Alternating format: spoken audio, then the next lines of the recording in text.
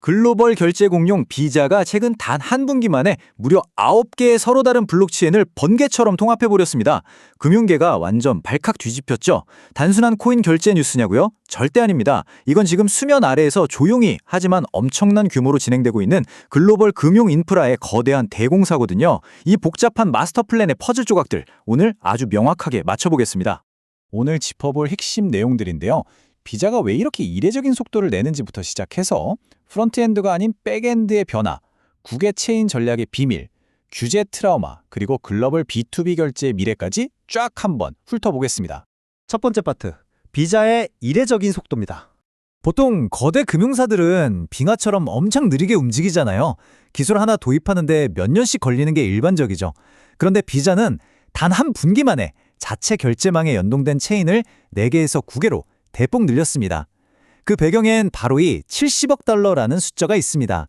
이게 비자의 1분기 연한산 스테이블 코인 정산 볼륨인데요. 단기간에 무려 50%나 폭증한 겁니다. 시장에 즉각 반응할 수밖에 없었죠. 70억 달러, 사실 엄청 큰 금액이긴 하죠. 근데 진짜 재밌는 건 대조를 해봤을 때입니다. 비자가 작년 한 해 동안 처리한 전체 결제 볼륨을 보면요. 무려 14조 2천억 달러에 달합니다.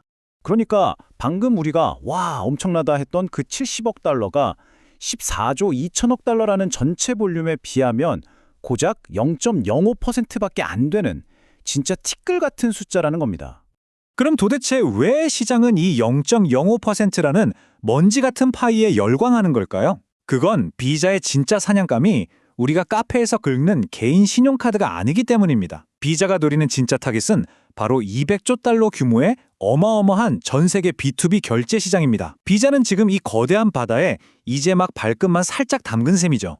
두 번째, 프론트엔드에서 백엔드로의 전환을 살펴보죠. 우리가 흔히 생각하는 코인 카드 긁어서 커피 사 마시기, 이런 눈에 보이는 프론트엔드 얘기가 아닙니다. 비자는 지금 은행과 은행 사이에 수백억 달러가 실제로 오가는 눈에 보이지 않는 거대한 백엔드 정산 파이프라인 자체를 아예 근본적으로 뜯어고치고 있는 겁니다. 실무자분들이라면 이 파급력이 얼마나 클지 확 와닿으실 겁니다.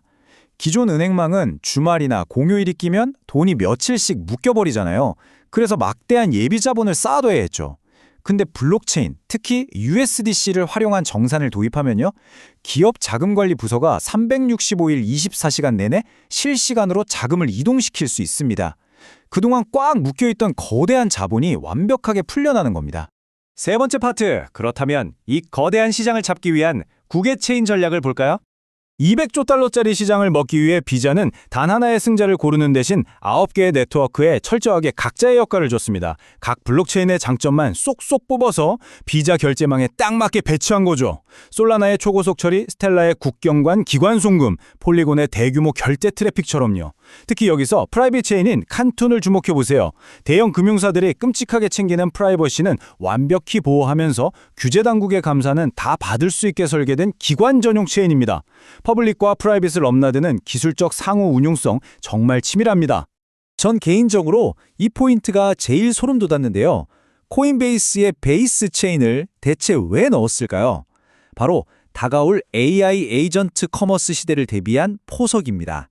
사람이 아니라 AI 자율 시스템이 알아서 기업 간 거래를 실행하고 정산하는 그 미래 결제 인프라를 위해 미리 백엔드 기초 공사를 해둔 거예요. 진짜 대단한 선구안 아닌가요? 네 번째 파트, 규제와 과거의 트라우마입니다. 이런 정교한 마스터 플랜이 하루아침에 뚝딱 나온 건 아닙니다. 아주 혹독한 불 속에서 단련된 결과거든요. 2019년 페이스북 리브라 사태 때 주권 통화에 도전하면 어떻게 박살이 나는지 똑똑히 목격했죠. 그리고 2022년 FTX 붕괴 때는 통제 불가능한 거래소랑 엮이는 게 얼마나 끔찍한 결과를 낳는지 뼈저리게 깨달았습니다. 이 트라우마 덕분에 비자는 가장 안전하고 규제를 완벽하게 준수하는 방향으로 뱃머리를 확 돌리게 됩니다. 그러던 중 마침 거대 기관들이 안심하고 스테이블 코인을 쓸 수 있는 강력한 법적 안전망이 생겼습니다. 바로 미국 의회의 지니어스 법안이죠. 1:1 달러 준비금을 유지해라, 매월 감사보고서 내라, 이자 주지 마라, 이렇게 아주 빡빡한 기준을 세워주니까 오히려 기업들 입장에서는 이제 맘 놓고 뛰어들어도 되겠구나 하는 확실한 경기장이 만들어진 겁니다. 이 규제 힘이 얼마나 대단한지 실제 데이터가 증명해주고 있습니다. 유럽의 미카 규제가 시행되면서 테더에서 무려 15억 달러가 쫙 빠져나갔습니다. 반면에 규제를 완벽히 지키는 서클의 USDC로는 30억 달러나 몰려들어왔죠. 비자가 하필 이 절묘한 타이밍에 압도적 시장 신뢰를 얻은 USDC를 핵심 정산 수단으로 픽한 것 결코 우연이 아닙니다. 자, 이제 마지막 5번째, 글로벌 B2B의 미래를 보시죠. 완벽한 규제 세팅에 다중체인 인프라까지 쫙 깔아놓은 비자. 이들의 진짜 끝판왕 타겟은 어딜까요? 네, 바로 전 세계 은행망의 중추인 스위프트입니다. 기존 스위프트는 자금이 직접 이동하는 게 아니라 은행끼리 메시지만 주고받는 거라서 정산에 수일이 걸렸죠. 하지만 블록체인의 아토믹 정산은 완전히 다릅니다. 거래 데이터와 실제 자금이 단 1초도 안 돼서 그야말로 즉각적으로 동시에 이동해버립니다. 에이, 설마 현실에서 그런 일이 일어나겠어? 하시는 분들은 JP모건을 보시면 됩니다. 이미 2019년에 JPM 코인을 런칭했고 최근엔 앞서 말씀드린 베이스랑 칸톤 네트워크까지 싹 다 붙였습니다. 지금 현재 매일 수십억 달러의 진짜 기관 자금을 블록체인 위에서 실제로 처리하고 있죠. 전통 금융과 블록체인의 융합은 이미 실험 단계를 한참 지났습니다. 하지만 투자자 관점에서 아주 냉정하게 보셔야 할 게 하나 있습니다. 비자가 폴리곤을 채택했다는 엄청난 뉴스가 떴는데도 정작 폴리곤 가격은 고작 2% 찔끔 오르고 말았거든요. 이게 시사하는 바가 큽니다. 시장은 이제 단순한 간판이나 마케팅 호재에는 움직이지 않습니다. 수백조 단위의 진짜 기업 자금이 온체인 트래픽으로 팍팍 찍히는 걸 두 눈으로 봐야만 인정하겠다는 거죠. 논리적인 가격 상승은 결국 유틸리티에서 나옵니다.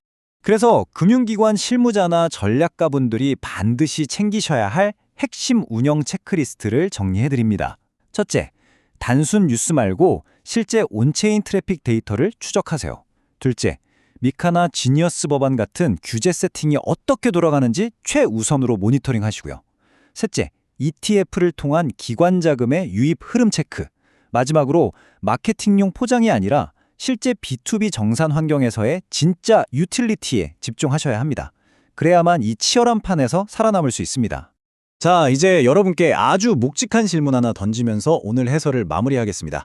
만약 비자가 이 9개 체인을 완벽하게 묶어서 200조 달러 규모의 B2B 정산 시장을 꿀꺽 삼킨다면 우리가 너무나 당연하게 써왔던 스위프트 시스템이 완전히 역사 속으로 사라지는데 과연 얼마나 걸릴까요? 우리는 지금 글로벌 금융 시스템의 배선이 통째로 갈아 끼워지는 역사적인 순간을 두 눈으로 직접 목격하고 있습니다. 늘 깨어있는 시각으로 시장의 진짜 흐름을 지켜보시길 바랍니다.